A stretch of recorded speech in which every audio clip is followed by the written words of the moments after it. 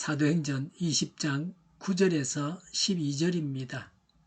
유두고라는 청년이 창문에 걸터 앉아 있다가 바울의 말이 오랫동안 계속되므로 졸음을 이기지 못하고 몹시 졸다가 3층에서 떨어졌다. 사람들이 일으켜보니 죽어 있었다. 바울이 내려가서 그에게 엎드려 끌어안고 말하기를 소란을 피우지 마십시오. 아직 목숨이 붙어 있습니다 하였다. 바울은 위층으로 올라가서 빵을 떼어서 먹고 나서 날이 새도록 오래 이야기하고 떠나갔다. 사람들은 그 살아난 청년을 집으로 데리고 갔다. 그래서 그들은 적지 않게 위로를 받았다. 아멘. 유두고는 창문에 걸터 앉아서 말씀을 듣다가 졸았습니다. 졸아서 3층에서 떨어져 죽었습니다. 말씀을 듣지 않고 졸다가 죽었습니다. 유두고가 어떤 사람인지, 왜 졸았는지에 대해서는 기록이 없어서 우리는 모릅니다. 아마도 바울과 함께 그 자리에 있었던 사람들은 유두고가 왜 졸았는지, 늘 조는 자였는지, 그날따라 피곤해서 특별하게 졸았는지를 알았을지도 모릅니다.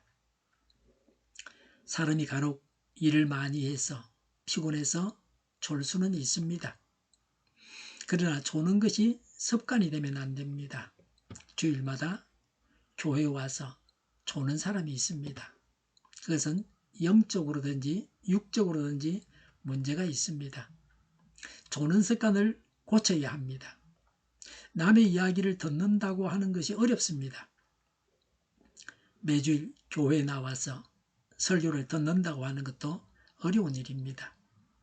자칫하면 졸거나 딴 생각을 하면서 듣는 것을 놓칠 수 있습니다. 충분하게 잠을 자고 교회 예배에 참석해야 합니다. 육신적으로 피곤하면 졸게 되어 있습니다. 예전에 김진옥 목사님은 부흥회 하기 전에 잠 좀 충분히 자고 오라 그러죠. 잠도 안 자고 기도하고 그래가지고 부흥회 시작하면 졸기 시작한다고 뭐라 아시죠? 건강을 위해서도 평소에 잠을 충분하게 자야 합니다. 하루에 7시간, 8시간은 자야 합니다. 9시간 이상 자면 오히려 건강에 나쁩니다. 낮잠은 20분 정도는 좋습니다. 더 오래 낮잠을 자면 안 됩니다. 낮잠을 길게 자면 밤에 불면증에 시달리게 됩니다. 또 낮잠을 오래 자면 이석증의 원인이 되기도 합니다. 이석증은 굉장히 무서운 병입니다. 어지러워서 물 한 모금도 먹을 수 없습니다. 그게 이석증입니다. 설교를 듣는 데는 인내도 필요합니다. 하나님의 은혜도 필요합니다. 전에 제가 목회자 세미나에 참석해서 맨 앞자리에 앉아서 졸았습니다. 강사님이 얼마나 힘들었을까 하는 생각이 듭니다. 너무 오래전이라 왜 그렇게 졸았는지는 모르겠습니다. 아마 부산에서 서울까지 열차를 타고 올라간다고 되게 힘들었나 하는 그런 생각이 얼핏 들기도 합니다.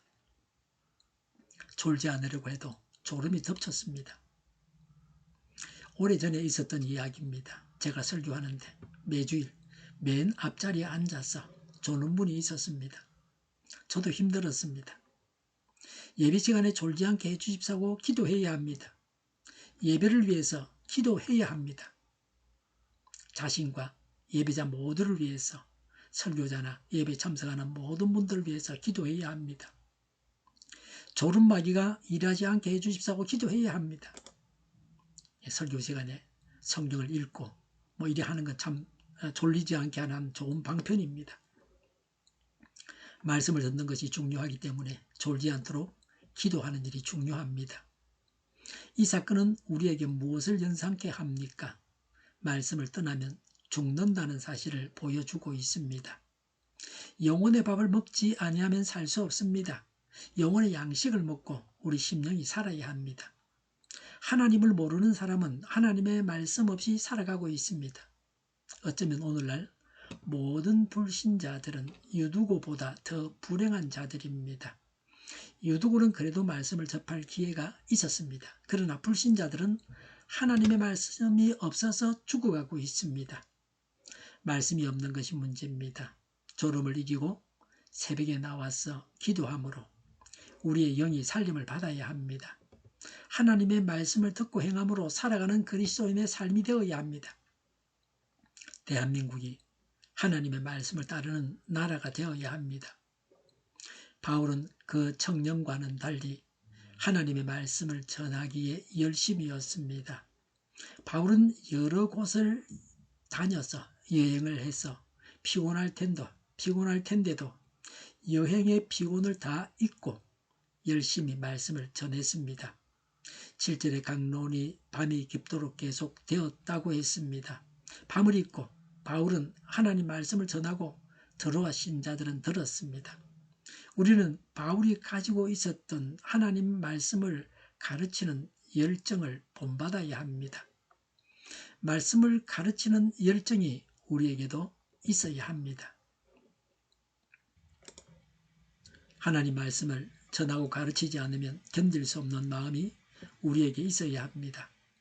복음을 들고 온 세계로 나아갈 수 있는 자들이 되어야 합니다. 우리가 말씀의 사람이 되어야 합니다. 11절에 밤을 새우면서 성도 간에 교제를 했습니다. 빵을 떼어서 먹었다는 것은 성찬과 애찬을 말합니다. 날이 새기까지 오래 이야기를 했습니다. 하나님으로부터 받은 은혜를 이야기하고 또 남의 이야기를 들으면서 시간 가는 줄 몰랐습니다. 이들 대부분은 유두고와는 달랐습니다. 바울로부터 하나님의 말씀을 들어서 배우는 것이 즐거웠습니다. 하나님의 은혜를 받고 그 받은 은혜를 나눔으로써 우리 모두가 풍성해져야 합니다. 말씀을 중심으로 한 성도 간의 교제가 교회 성도님들 사이에 일어나기를 바랍니다. 하나님께서 내게 행하신 은혜를 간증함으로 듣는 사람들도 하나님의 풍성한 은혜를 들어서 알게 되어 풍성해집니다. 9절에 유두고가 죽어 있었다고 했습니다. 10절에 바울이 그 청년 몸 위에 엎드려 그 몸을 끌어안았습니다. 구약의 엘리사처럼 하면서 죽은 자를 살렸습니다. 사람의 잘못으로 인해서 죽었습니다. 그러나 하나님께서 살리셨습니다. 하나님은 문제를 해결하십니다. 하나님의 기적은 오늘날에도 믿는 자에게 가능합니다. 하나님의 기적을 믿음으로 불가능하다고 낙심한 일에 대해서 하나님께 간구하시기 바랍니다. 내가 하는 것이 아니라 하나님께서 행하십니다. 믿고 기적이 일어나야 합니다.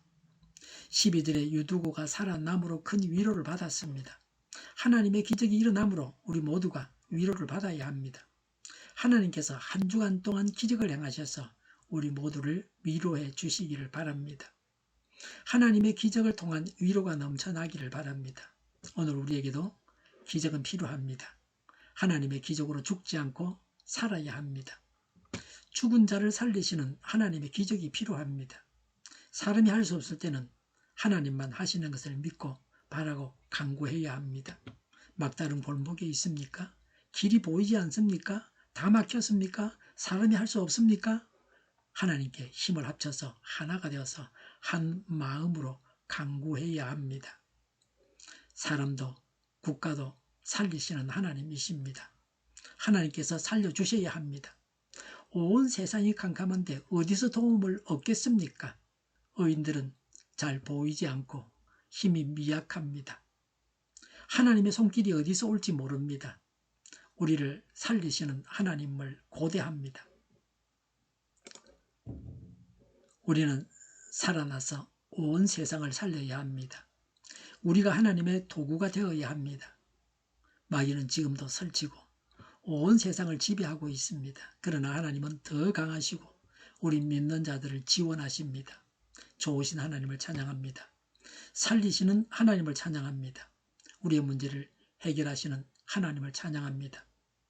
하나님의 기적이 일어나서 위로를 받아야 합니다. 말씀을 듣고 전하고 성도 간에 교제하는 일에 열심히여야 합니다. 기도하겠습니다. 말씀과 함께하는 생활을 하게 하옵소서. 말씀을 가르치고 듣고 배우게 하옵소서. 하나님의 기적을 베푸셔서 위로하여 주시옵소서. 저희를 불쌍히 여겨 주옵소서. 저희를 악에서 구하옵소서. 하나님의 뜻이 이 땅에서도 이루어지게 하옵소서. 저희의 간구에 응답하여 주옵소서. 기도하기를 쉬지 않게 하옵소서. 저희의 필요를 채워주시옵소서. 오늘도 차고 넘치는 복된 삶을 살게 하옵소서. 감사와 찬양을 하나님께 돌려드리며 예수님의 이름으로 기도드립니다. 아멘.